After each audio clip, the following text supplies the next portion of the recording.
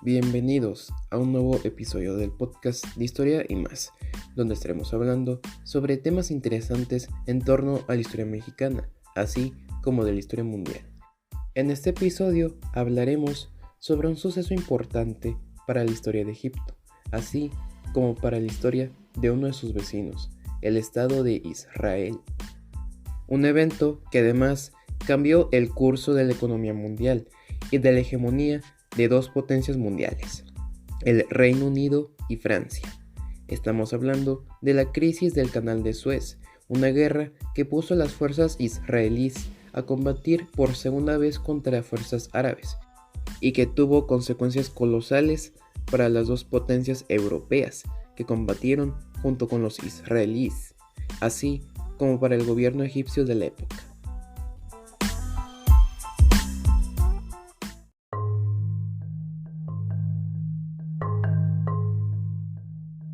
A lo largo de la historia de la humanidad, las múltiples sociedades que han pisado nuestro planeta han descubierto recursos naturales y minerales que los han permitido progresar como especie y que como consecuencia dieron paso a la exploración de tierras ajenas a las suyas para encontrar y descubrir más recursos y así permitir el avance de la civilización.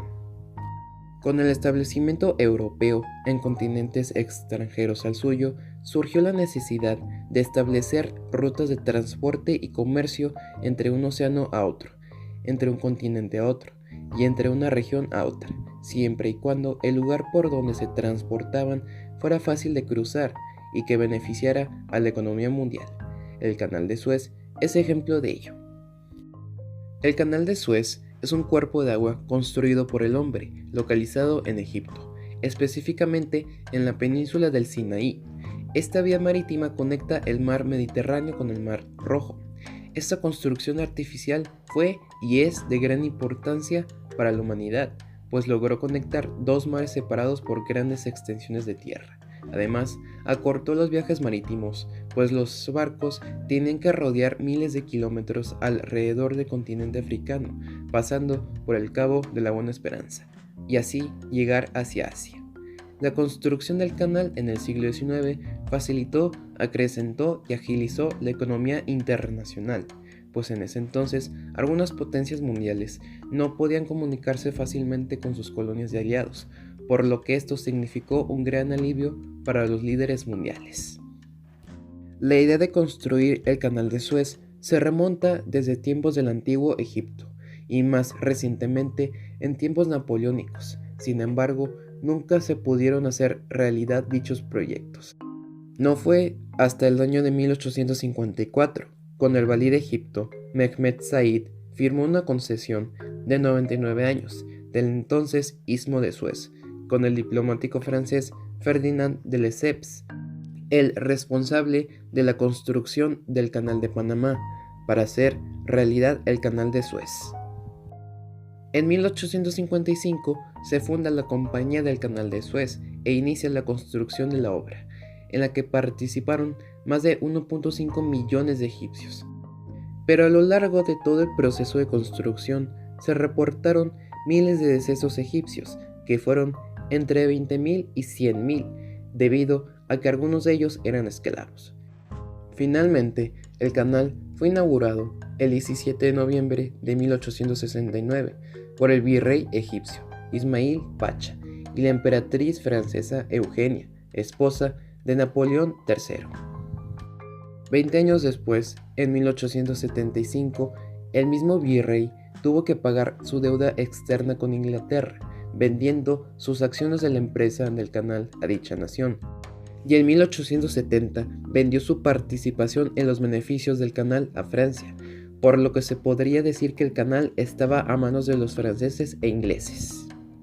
En 1882, Ahmed Urabi dio inicio a una revolución en Egipto, conocida como la Revuelta Urabi, en la cual demostró, junto con sus simpatizantes, su descontento con el gobierno partidario de los europeos en su territorio.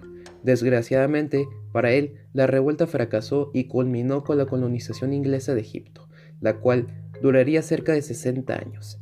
6 años después, el 29 de octubre de 1888, Inglaterra firmó los tratados estipulados en la Convención de Constantinopla, dando paso a la internacionalización del canal.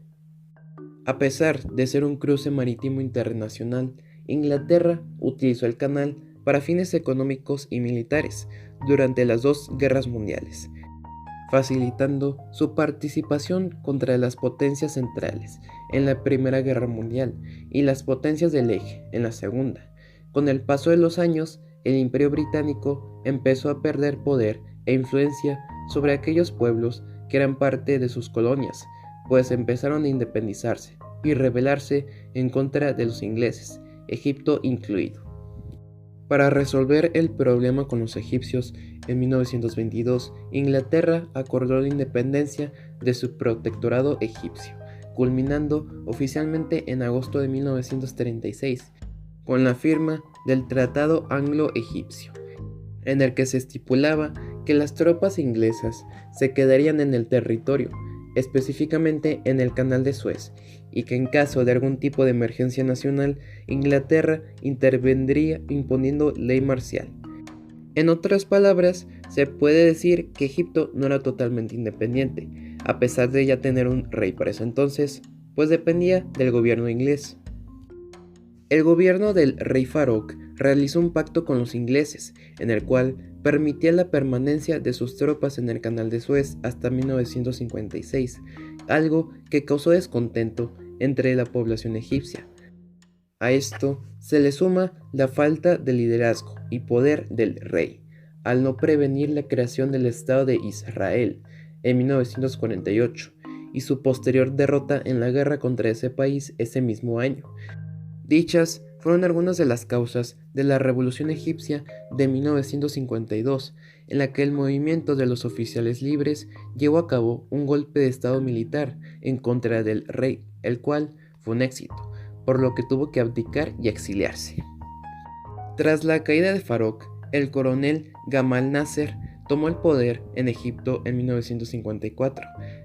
Nasser era un hombre promovedor del nacionalismo árabe y un opositor fuerte del colonialismo europeo, por lo que fue un peligro para las potencias europeas. Teniendo esto en cuenta, Nasser firmó un acuerdo entre Francia y Gran Bretaña de dejar el Canal de Suez en junio de 1956. Nasser también buscaba reanimar la economía de su país, por lo que intentó buscar ayuda de los Estados Unidos para construir la presa de Asuán. Sin embargo, no tuvo resultados favorables e inmediatos de los americanos, por lo que buscó ayuda de los soviéticos, y estos sí le respondieron, pues con el paso del tiempo le mandaron armas y apoyo militar, convirtiéndose así en un aliado poderoso de los rusos. Esto molestó a los estadounidenses, por lo que retiraron todo su apoyo en la construcción de la presa de Asuán. Como respuesta, el 26 de julio de 1956, el presidente Nasser anunció que el Canal de Suez y la compañía que lo administraba serían nacionalizados por el gobierno egipcio, es decir, reclamaban que dicho canal ahora era propiedad del pueblo de Egipto. Anthony Eden, el primer ministro británico, y Guy Mollet, el primer ministro francés, reprobaron la decisión de Nasser, pues al nacionalizar el canal, la economía y el transporte petrolero de ambos países se verían seriamente afectados y tendrían que recurrir a rutas marítimas antiguas. De esta forma, ambos se aliaron con el país vecino de Egipto, Israel, para realizar un ataque contra el país árabe el 29 de octubre de 1956. El conflicto había iniciado.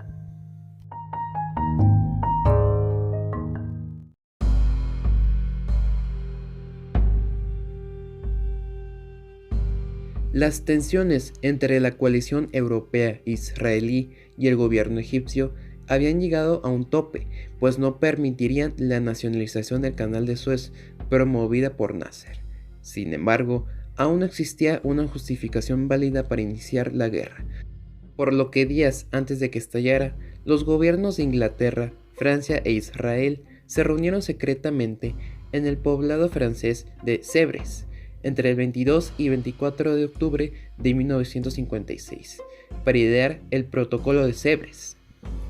Este acuerdo clasificado consistía en que Israel iniciaría la guerra contra sus enemigos árabes el 29 de octubre, atacando e invadiendo la península del Sinaí, así como la Franja de Gaza, al sur del país judío, con el fin de llegar al Canal de Suez. Luego, el 30 de octubre, los ingleses y franceses harían su aparición estelar, demandando el alto al fuego entre las dos naciones y emitiendo un ultimátum a los dos pueblos para retirar sus tropas a una distancia de 16 kilómetros y que Egipto aceptara la ocupación del canal por las fuerzas europeas. Ellos bien sabían que Egipto no iba a aceptar esas condiciones, menos si se les dio un límite de 12 horas para aceptarlo. Y si ese país no respondía a su ultimátum, los europeos responderían mediante un ataque militar el 31 de octubre, mientras que Israel se encargaría de ocupar el Golfo de Aqaba y el Estrecho de Tirán, para resumir el comercio marítimo en esa zona, el cual Egipto había bloqueado anteriormente para debilitarlos. El plan fue perfectamente ideado e implementado con un éxito inicial, pues lo estipulado en el tratado sucedió tal como fue en la vida real. El 29 de octubre, paracaidistas israelíes cayeron sobre el poblado de Mitla Paz, un punto estratégico militar y político importante para los egipcios, pues estaba a 72 kilómetros del canal, y cuya toma significaría una gran ventaja para la invasión del Sinaí, la cual inició poco después. El 30 de octubre, los europeos anunciaron el ya planeado ultimátum de 12 horas para los egipcios e israelíes, con una negativa del presidente Nasser, y al día siguiente, la coalición europea atacaría bases militares egipcias, como respuesta. Ese día, los franceses e ingleses realizaron ataques aéreos sobre bases militares y aéreas egipcias, para desmoronar a las fuerzas de los egipcios. Y el 1 de noviembre, los ingleses, con 80.000 hombres a su lado, y los franceses, con 30.000 soldados a su lado, partieron de las bases militares de las islas de Malta y Chipre, para hacer una invasión terrestre en territorio egipcio. Como medida de prevención, Nasser ordenó el bloqueo total del canal de Suez, hundiendo barcos, para cerrar el tráfico comercial en el lugar, y así hacer frente a los europeos e israelíes. El 5 de noviembre, paracaidistas del Frente Europeo cayeron sobre los puertos egipcios de Said y Fuad para atacar algunas bases aéreas de sus enemigos y dar paso a la entrada de tropas inglesas al puerto Said y francesas al puerto Faud, con el objetivo de tomarlos y hacer avances hacia el sur. Mientras tanto, los principales aliados de los países europeos en guerra con Egipto, las Naciones Unidas y los Estados Unidos, sorpresivamente expresaron su rechazo total hacia la guerra con los egipcios, y fue algo histórico, pues también la Unión Soviética se sumó a las opiniones de los estadounidenses del conflicto. Incluso Nikita Khrushchev amenazó a Inglaterra y Francia con intervención directa en el teatro militar en Medio Oriente y con lanzamientos de misiles contra sus respectivas capitales.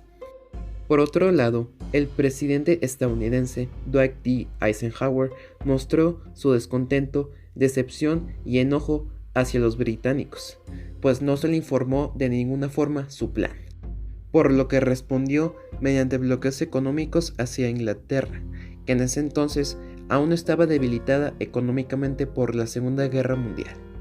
Además, en Canadá, el diplomático Lester B. Pearson anunció su interés de crear una fuerza de las Naciones Unidas, con el fin de establecer la paz en regiones en guerra, en este caso para Medio Oriente. La idea fue puesta a votación el 4 de noviembre, con 57 países votando a favor de crear una fuerza pacífica de la ONU y 19 países absteniéndose de votar. Ese mismo día, con la situación ya perdida a nivel político, Israel decidió aceptar un armisticio con los egipcios, al mismo tiempo que se aprobó mandar a 4.000 soldados escandinavos, colombianos y brasileños a la región bélica, para reemplazar a los europeos en el área. Finalmente, el 6 de noviembre, Inglaterra y Francia acordaron un armisticio con los egipcios. El conflicto llegó a su fin, aunque no de la manera en la que se pensaba, pues gracias a la ONU las tensiones cesaron por un tiempo.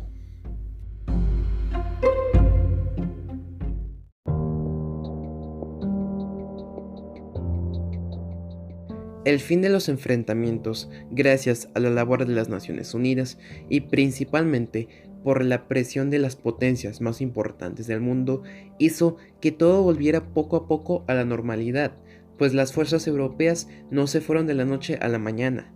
Es más, se tardaron más de un mes en regresar a sus hombres a casa, pues volvieron en diciembre de 1956, antes de Navidad.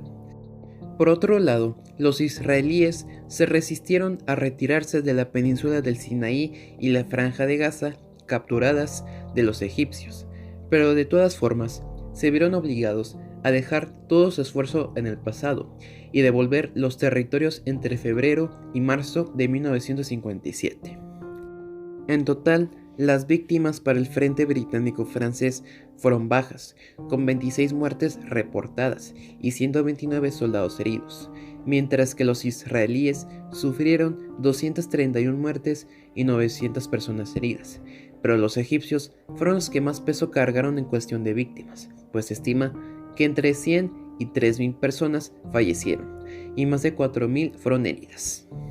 El diplomático canadiense Pearson, debido a su trabajo en mantener la paz en Medio Oriente, se le reconoció con el Premio Nobel de la Paz en 1957, por lo que alcanzó reconocimiento internacional y más tarde se convertiría en primer ministro de su país. Al hablar sobre el ganador decisivo de la guerra, no se puede decir con exactitud quién fue el triunfador, pues ambos bandos perdieron demasiadas cosas. Desde un lado militar, Israel fue el ganador, pues fue capaz de invadir y tomar el Sinaí y Gaza en menos de una semana, además de que logró resumir el comercio en el estrecho de Tirán, mientras que desde la perspectiva política, Inglaterra y Francia quedaron humillados frente a millones de personas, pues sus propios aliados se rebelaron en contra de la polémica decisión de invadir Egipto, dando a entender una cosa: esos países que en algún momento de la historia fueron los dueños del mundo, ahora ya no eran ni la cúspide de aquel pasado lejano.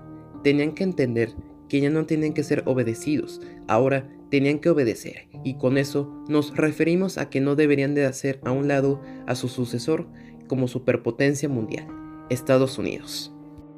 Para terminar, la figura del primer ministro británico, Eden, quedó manchada para siempre, por lo que el 9 de enero de 1957, citando problemas de salud, renunció a su cargo, mientras que el primer ministro francés Mollet sufrió casi el mismo destino, con su legado y popularidad en un punto muy bajo para la historia de Francia. A pesar de todo esto, el presidente Nasser se mantuvo en su cargo hasta su muerte en 1970. Y aunque todo parecía haber retornado como estaba antes, esto no significaba el fin del conflicto árabe-israelí. En cambio, la crisis de Suez fue un antecedente de otra guerra más importante, la cual sería otra de muchas que cambiarían el camino de Medio Oriente. Ese conflicto fue nada más y nada menos que la Guerra de los 6 días.